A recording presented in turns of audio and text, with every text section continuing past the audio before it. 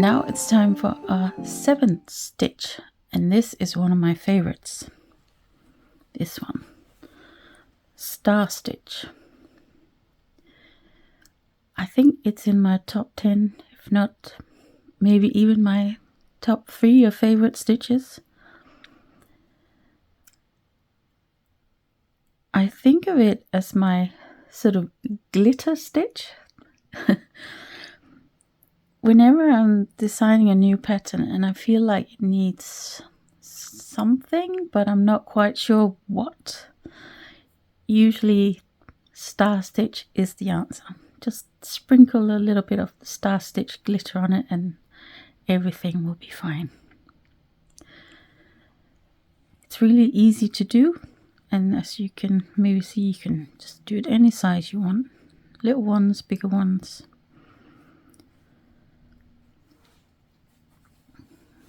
And I have another example here using different colors.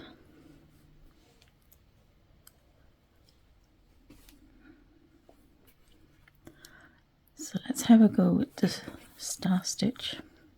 You can draw the shape if you want, but once you get used to doing the stitch, you shouldn't need to.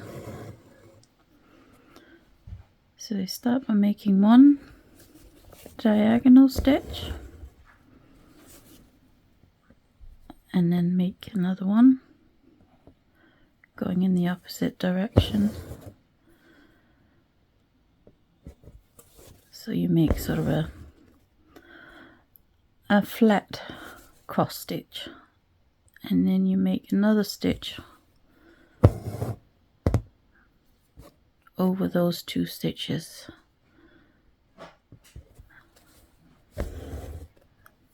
And that's a completed star stitch. Let's do another one, just because. Start with diagonal stitch. You can do it left to right or right to left, it doesn't really matter. And then another stitch going diagonally in the other direction. And then a stitch across.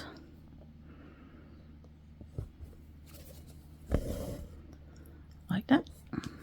Let's try it on our sampler.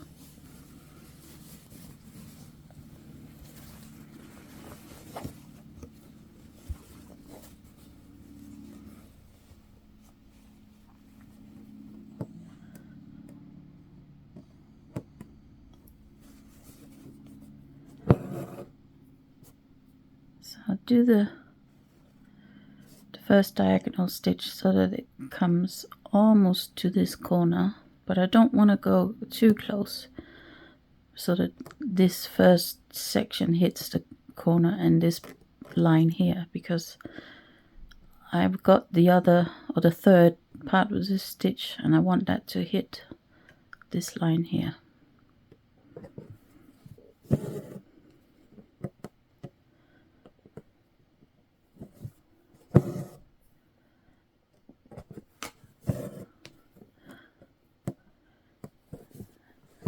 And then my third part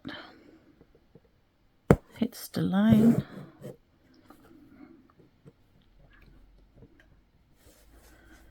So as you're working to fill this letter shape, you may have to do it sort of at an angle. So I tilt this one slightly.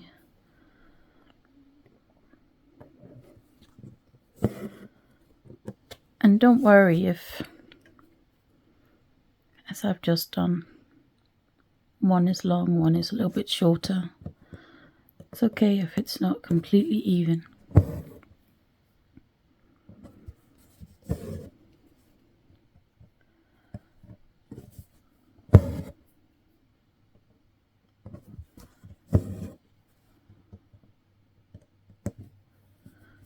But always aim to make this the 2 first stitches of the stitch as a flat cross stitch.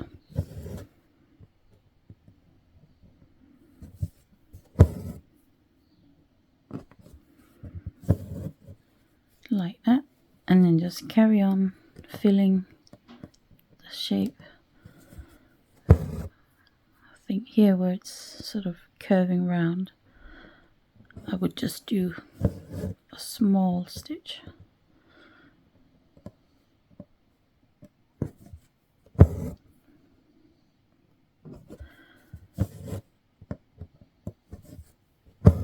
The smaller stitches fits better around this narrow curve.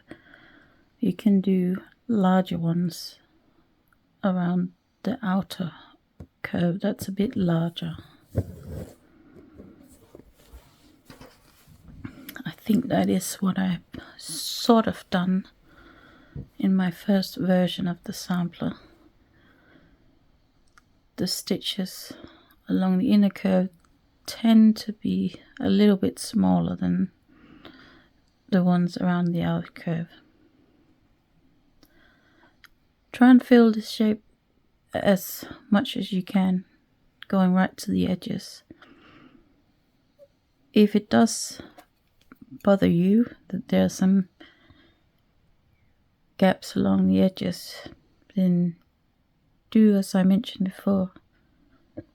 Use a running stitch maybe, or individual stitches just to fill in those gaps.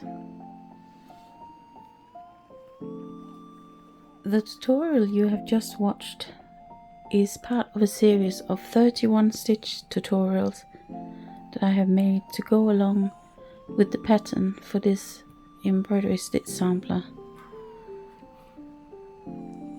I hope you enjoyed the tutorial. If you want to check out the pattern, you can find the link in the description. And whatever you're making, happy stitching.